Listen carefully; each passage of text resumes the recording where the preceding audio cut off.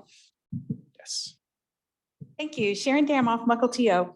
I hope it was just an oversight that you did not say the Pledge of Allegiance this evening. I know you have not usually said the pledge at your meetings, but since you've now decided to add recited words, the Pledge of Allegiance is by far the most important to say.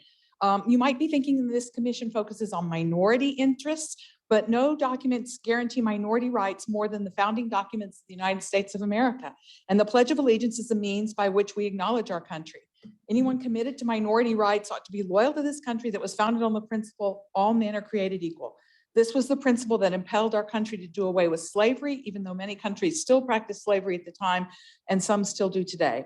So I hope it was not a conscious decision to add the land statement without adding the Pledge of Allegiance. And I hope you do not really mean to imply that mentioning one people group who once lived in this general region is more important than recognizing the country that ensures all our rights and freedoms. You might not be aware, and I was not until just recently, that there is no evidence of indigenous settlement on land that is now in Mukilteo. The indigenous people occasionally camped here, but they did not live here. I just recently read a historical paper by Mukilteo resident Boris Zaretsky, and he outlines how, quote, Mukilteo in the 1860s was not a white settlement, but rather a multi-ethnic community with a peculiar mix of American Republican institutions and Indian kinship and trade networks. This was because the founding couple of Mukilteo was a white man and a native woman, a woman who was the daughter of a Skagit chief, but who had left her tribe to avoid an arranged marriage. She went to Eby's Landing on Whidbey Island, where she met her future husband. Later, they moved to present-day Mukilteo to set up a trading post. About the land statement itself, even though being honest about the legacy of colonization is meant to be a slur, if we were truly honest about the legacy of the 1855 treaty, we will recognize that it means the descendants of the treaty signers get to participate in all the rights, freedoms, opportunities, and abundance of America. The treaty signers enabled their descendants to have a very precious thing, American citizenship. America is not perfect because it is populated by human beings, but its system of equality before the law, its recognition of natural rights, its system of checks and balances to limit government tyranny, all of these are the framework that allows people of any ethnicity, religion, or socioeconomic status to flourish. The fact that indigenous people from Central and South America and millions of people of color from around the world are risking their lives to come here shows how lucky anyone who was born here really is. Every week, people of color die just trying to get here, never mind trying to get American citizenship. So the legacy of the 1855 treaty is that the tribes are in the United States of America. They and we are the envy of millions. Thank you. Thank you. Anyone else? Yes, Mr. Damoff, please. Tony Damoff, Mukilteo. I want to comment briefly on some things that were said during the city council meeting where the indigenous land statement was adopted. The statement was adopted pretty much as written, copied from the Tulalip website with some changes, including the sentences errors, the statement's errors. I am disappointed that the commission and the city council did not even consider an expert's help offered to correct these mistakes.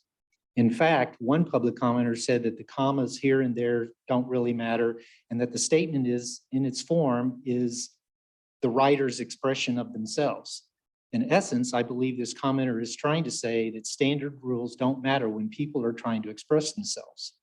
I would agree free expression is important on an individual level, but not when it comes to institutional communications. This statement was not adopted for one individual or even a group of individuals. This statement is now an adopted resolution of the city of Mukilteo. The city should be writing resolutions in rules of standard English. Let me liken this to other institutions. Would a bank offer loans without spelling out the terms exactly of how a loan should be handled?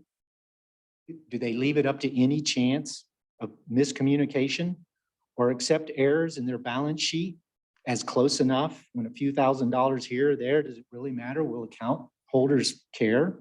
Or how about a pharmacist? A doctor prescribes 10 pills of an antibiotic. Does the pharmacist have the option of putting in 9 as close enough and not provide exact instructions on how to take the drug? Or an engineer, as I am, do I have the option of providing loosely written instructions on how to build an airplane part? Would any of you want to fly on that airplane knowing that some airplanes might have poorly built parts? Do standards and communications matter? I respectfully ask you to fix the sentence structure errors in this statement you just read. Every time it is read, those of us who know now will be reminded of how poorly it is written. Lastly, this commission has a goal of educating the community on DEI. I would suggest before you educate anyone, you be willing to be educated yourself. When people kindly offer help, be willing to accept their help. Thank you, Mr. Damoff. Did I say that right? Okay, all right. Anyone else? Please. Jason Moore, Mukilteo. I find it fascinating that this committee is willing to bend over backwards for the Tulalip tribe and Native peoples around here when they didn't even bother to show up to the meeting when you guys unveiled this statement here. So I find it interesting that it seems this is more important to the committee than it is to the actual Native people. And I find it very disrespectful that the Pledge of Allegiance would be omitted or not considered. And you expect the public, the residents of Mukilteo to come here to this meeting, and you're gonna sit here and read this statement to us, and you're not gonna bother to do a Pledge of Allegiance. I find that highly offensive. I would like to know, when is this committee gonna answer some questions that the public has? I know that residents have been asking questions and emailing questions, and as far as I know, none of them have been answered as far back as last September. So let's remind this committee one more time that you are in a position that is a subsidiary to the residents of Mukilteo. You cannot sit up here and dictate statements and programs to the residents of Mukilteo. That's not your duty. Your duty is to do the will of the people that live here. On that note, what has the committee done to actually get input from the public? You don't answer questions from the public. Who's making the plans for the committee? And what plans are being made, what strategies are being done with input from the residents that live here, not from DEI advisors, not from handlers, whoever they are, but the actual residents that live here and pay for things like your retreat and your book readings.